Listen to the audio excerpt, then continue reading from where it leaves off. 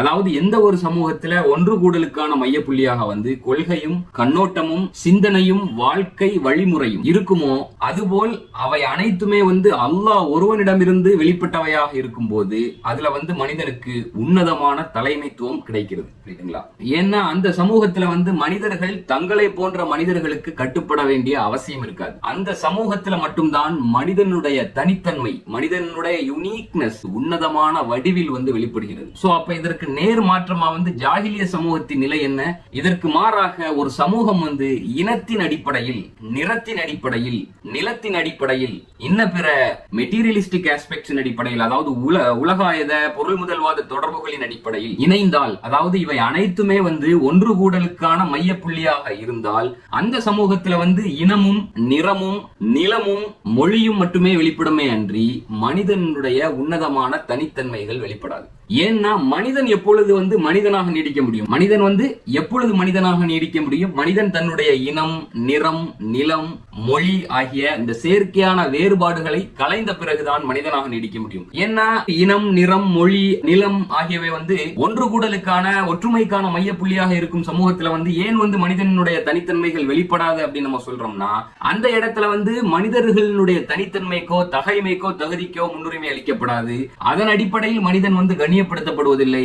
அதன் அடிப்படையில் மனிதனுக்கு மரியாதையோ கண்ணியமோ அந்தஸ்தோ கிடைப்பதில்லை. மாறாக அவனுடைய இனத்தின் அடிப்படையில், அவனுடைய நிறத்தின் அடிப்படையில், அவனுடைய நிலத்தின் அடிப்படையில் அல்லது அவன் பேசும் மொழியின் அடிப்படையில் தான் அவனுக்கு கண்ணியமும் மரியாதையும் அளிக்கப்படுகிறது. சோ அந்த ஒரு சமூகத்துல வந்து மனிதனுடைய உண்மையிலேயே அவனுக்கு திறமைகள் இருக்கும், தனித்தன்மைகள் இருக்கும், தகைமை இருக்கும், தகுதி இருக்கும்.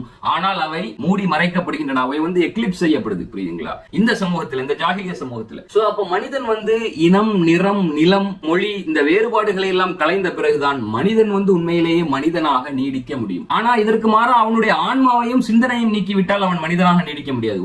ஒரு மனிதனுடைய ஆன்மாவையும் அவனுடைய சிந்தனையும் நீக்கிவிட்டால் அவன் மனிதனாக நீடிக்க முடியாது. ஏனென்றால் மனிதனாக இருப்பதற்கு அடிப்படை வந்து அவனுடைய ஆன்மாவும் அவனுடைய சிந்தனையும் தான். ஏன்னா மனிதன் வந்து தன்னுடைய சுய நாட்டத்தின் அடிப்படையில், அவனுடைய இண்டிபெண்டன்ஸ் சுதந்திரத்தின் அடிப்படையில், ஆட்டானமியின் அடிப்படையில், சுய நாட்டத்தின் அடிப்படையில் தன்னுடைய கொள்கையை, தன்னுடைய கண்ணோட்டத்தை, தன்னுடைய சிந்தனையை, தன்னுடைய வாழ்க்கை வழிமுறையை மாற்ற முடியும். ஆனால் அவன் தன்னுடைய நிறத்தையோ இனத்தையோ மாற்ற முடியாது. புரியுதுங்களா? அவன் தன்னுடைய நிறத்தை மாற்ற முடியாது, அவன் தன்னுடைய இனத்தை மாற்ற முடியாது. அதுபோலதான் அவன் வந்து இன்னென்ன நிலத்தில் நான் பிறக்க வேண்டும், இந்த நிலப்பகுதியில் நான் பிறக்க வேண்டும், இந்த நாட்டில் நான் பிறக்க வேண்டும் என்று அவன் முடிவு செய்யவோ தீர்மானிக்கவோ கூட முடியாது. சோ அப்போ அவனுக்கு வந்து எந்த விஷயத்துல சக்தி இல்லையோ, அவனுக்கு வந்து எந்த விஷயத்துல சுயாதிகாரம் இல்லையோ, அவனுக்கு வந்து எந்த விஷயத்துல வந்து சுய நாட்டம் இல்லையோ, அந்த விஷயம் வந்து எப்படி அவனுக்கு கண்ணியம் அளிக்கக்கூடியதாக, மரியாதை அளிக்கக்கூடியதாக, அவனை உயர்த்தக்கூடியதாக இருக்கும். யோசிச்சு பாருங்க. அவனுக்கு இதுல சுயநாட்டம் இல்ல. அதாவது சுயமாக தெரிவு செய்வதற்கான சுதந்திரமோ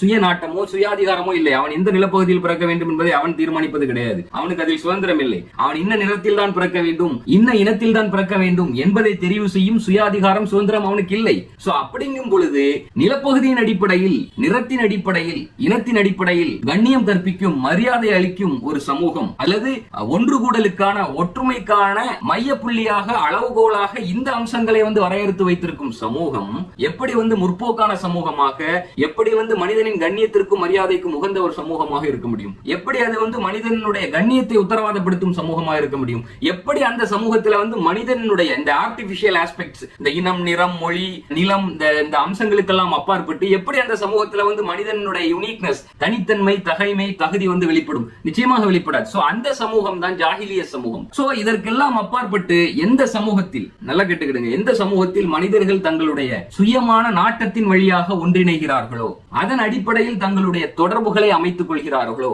அந்த சமூகம் தான் நாகரிகமான சமூகம், முற்போக்கான சமூகம். மாறாக ஒரு சமூகத்துல வந்து அல்லது ஒரு சமூக ஒழுங்குல வந்து மனிதர்கள் தங்களுடைய சுயமான நாட்டத்தை கொண்டு ஒன்றிணைய முடியவில்லை, ஒற்றுமைப்பட முடியவில்லை, கைகோர்க்க முடியவில்லை எனில் அது பிற்போக்குத்தனமான சமூகமாகும். ஏனென்றால் இந்த சமூக கட்டமைப்பில், இந்த சமூக ஒழுங்கில் உங்களுக்கு முன்னால் வந்து நிற்பது உங்களுடைய கொள்கையோ கோட்பாடோ அல்ல, மாறாக உங்களுடைய இன அடையாளம், உங்களுடைய மொழி அடையாளம், உங்களுடைய கோத்திர பெருமை, இனப்பெருமை, இதுதான் வந்து உங்களுக்கு முன்னாடி வந்து முதன்மை அடையாளமாக நிற்கிறது. இதுதான் அவர்களுடைய வெற்றி, இதுதான் அந்த ஜாகிலிய சமூக கட்டமைப்பை, ஜாகிலிய சமூக ஒழுங்கை நீங்கள் பின்பற்றி கொண்டிருப்பதற்கான அடையாளம். புரியுதுங்களா? சோ அப்போ ஒரு சமூகத்துல மனிதர்கள் வந்து தங்களுடைய சுயமான நாட்டத்தை கொண்டு ஒன்றிணைய முடியவில்லை என்றால் அது பிற்போக்குத்தனமான சமூகமாகும். இந்த சமூக கட்டமைப்பு so called progressive, so called முற்போக்குத்தனமான சமூகம் வந்து யதார்த்தத்தில் பிற்போக்குத்தனமான சமூகமாக இருக்கிறது. இஸ்லாமிய சொல்லாடலில் சொல்ல வேண்டுமானால் அதுதான் ஜாகிலிய சமூகமாகும். இவை அனைத்திற்கும் நேர் எதிராக இஸ்லாமிய சமூகம் மட்டுமே கொள்கையின் அடிப்படையில் ஒன்றிணையக்கூடிய சமூகமாகும். அதற்கான மூல முன்மாதிரியை வந்து நபிகளார் காலகட்டத்தில் நாம் பார்த்தோம். அதற்கு பிறகு 4 கலீஃபாக்களுடைய காலகட்டத்திலும் இந்த விஷயத்தை நாம் பார்த்தோம். அவர்கள் வந்து கொள்கையின் அடிப்படையில் ஒன்றிணையக்கூடியவர்களாக இருந்தார்கள். சோ அப்ப இஸ்லாமிய சமூகம் மட்டுமே கொள்கையின் அடிப்படையில் ஒன்றிணையக்கூடிய சமூகமாகும். அந்த இஸ்லாமிய சமூகத்தில் இஸ்லாம் தான் கருப்பர்களையும் வெள்ளையர்களையும் சிவப்பு நிறத்தவர்களையும் மஞ்சள் நிறத்தவர்களையும் அரபிகளையும் அஜமிகளையும் ரோமர்களையும் பாரசீகர்களையும் இன்ன பிற இனத்தார் அனைவரையும் ஒன்றிணைக்கக்கூடிய அம்சமாகும். இஸ்லாம் தான் இவர்கள் அனைவரையும் ஒன்றிணைக்கக்கூடிய கயிறாகும், அம்சமாகும். சோ இதுதான் ரசூலுல்லாஹி ஸல்லல்லாஹு அலைஹி வஸல்லம் சொன்னாங்க, யா அய்யுஹன் நாசு இன்ன ரப்பக்கும் வாஹிதுன். உங்களுடைய ரப் ஒரே ரப்பு தான். லா ஃபضل لعربي على அஜமி. அரபி அல்லாதவர்களை விட அரபிகள் சிறந்தவர்கள் கிடையாது. வலா லி அஜமியு அலா அரபி. அரபியரை விட அரபி அல்லாதவரும் சிறந்தவர் கிடையாது. அதுபோல் ஒரு கருப்பரை விட ஒரு வெள்ளையர் சிறந்தவர் கிடையாது. அதுபோல் வலா லி அஸ்வது அலா அபியத். ஒரு வெள்ளையரை விட கருப்பரும் சிறந்தவர் கிடையாது. இல்லா பித் தக்வா. தக்வாவினாலே தவிர. அதற்கான யார் சிறந்தவர் என்பதற்கான அளவுகோல் வந்து இந்த சமூகத்தில் வந்து தக்வா தான். புரியுதுங்களா? அன்னாசு மின் ஆதம் வ ஆதமு மின் துராப். மனிதர்கள் அனைவரும் வந்து ஆதம் அலைஹிஸ்ஸலாம் ஆதமில் இருந்து வந்தவர்கள் தான். ஆதமோ வந்து அழுக்கில் இருந்து படைக்கப்பட்டவர், டஸ்ட்ல இருந்து படைக்கப்பட்டவர். சோ இந்த சமூகத்துல வந்து கண்ணியத்திற்கான, மரியாதைக்கான, அந்தஸ்துக்கான அளவுகோல் வந்து இறையச்சம் தானே தவிர காட் கான்சியஸ்னஸ், அல்லாஹ்வுடைய அதிகாரம் பற்றிய விழிப்புணர்வுடனேயே இருப்பதுதான் கண்ணியத்திற்கான அளவுகோலை தவிர இனமோ நிலமோ நிறமோ மொழியோ அல்ல.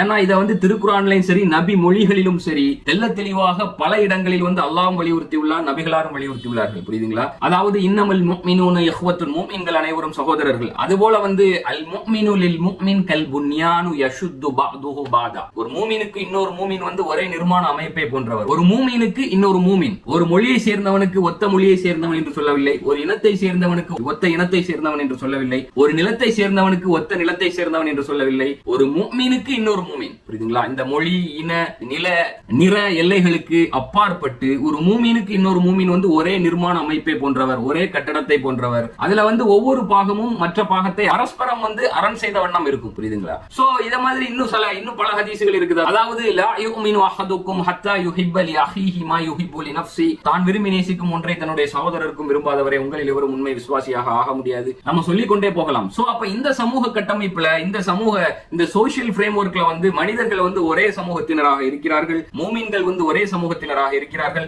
அவர்கள் வந்து அல்லாஹ்வை மட்டுமே முன்னோக்குகிறார்கள், அவனுக்கு மட்டுமே அடிபணிகிறார்கள். அவனுடைய அச்சம், அவனை பற்றிய விழிப்புணர்வு மட்டுமே இங்கே வந்து கண்ணியத்திற்கான, மரியாதைக்கான அளவுகோலாக இருக்கிறது. இந்த கொள்கையும் இந்த கண்ணோட்டமும் மட்டுமே ஒன்று கூடலுக்கான அளவுகோலாக இருக்கிறது. அவர்கள் அனைவருமே இந்த சமூகத்தில் சமமானவர்கள் தான். நல்லா கேட்டுக்கிடுங்க. அவர்கள் அனைவருமே இந்த சமூகத்தில் சமமானவர்கள் தான்.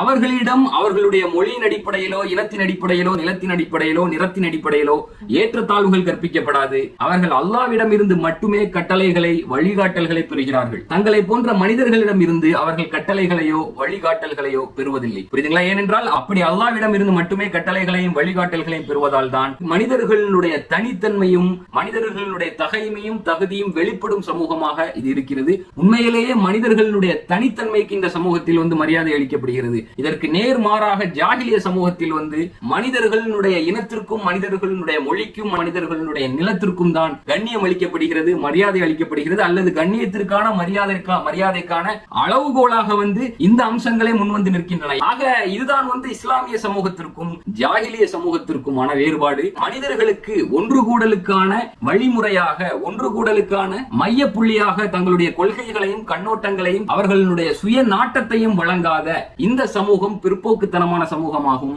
இந்த சமூகம் வந்து ரெட்ரோகிரசிவான சமூகமாகும். ஆகவே எந்த சமூகம் வந்து மனிதர்களுக்கு தங்களுடைய சுய நாட்டத்தின் அடிப்படையில், சுய விருப்பத்தின் அடிப்படையில், கொள்கை கோட்பாடுகளின் அடிப்படையில் ஒன்று கூடலுக்கான, ஒற்றுமைக்கான வாய்ப்பை வழங்குகிறதோ, இவற்றை வந்து ஒன்று கூடலுக்கான மைய புள்ளியாக ஆக்குகிறதோ, அதுதான் வந்து முற்போக்கான சமூகம். அதுதான் உண்மையிலேயே வந்து மனிதர்களுடைய பிரச்சனைக்கான ஆக்கப்பூர்வ நடைமுறை தீர்வுகளை, நியாயமான தீர்வுகளை வழங்கக்கூடிய சமூகம். அதுதான் இஸ்லாமிய சமூகம். அதற்கு எதிராக இருக்கக்கூடிய இன்றைய கோட் அண்ட் கோட் சோஷியல் ஆர்டர் வந்து ஜாகிலிய சமூகமாகும். வஅத்தஸிமு பிஹப்லில்லாஹி ஜமீஅன் வலா தஃபர்ரகு வذ்குரு நிஅமத்துல்லாஹி அலைக்கும் இத குன்தும் அதாஅ ஃபஅல்லஃப பைன குலூபிக்கும் ஃபஅஸ்பஹ்தும் பிநிஅமத்திஹி பினிஅமதிஹி இஹ்வானா வ குன்தும் அலா ஷஃபா குஃப்ரத்தின் மினன் நார் வ அன்கதகும் மின்ஹா. அல்லாஹ்வுடைய வேத வசனங்கள், நீங்கள் அல்லாஹ்வுடைய கயிற்றை வலுவாக பற்றி பிடித்துக் கொள்ளுங்கள், பிரிந்து விடாதீர்கள். வதுகுரு நிஅமத்துல்லாஹி அலைக்கும், நீங்கள் அல்லாஹ் உங்கள் மீது பொழிந்த அருட்கொடைகளை நினைவு கூர்ந்து பாருங்கள். நீங்கள் பிளவுண்டு கிடந்தீர்கள், நீங்கள் எதிரிகளாக இருந்தீர்கள்,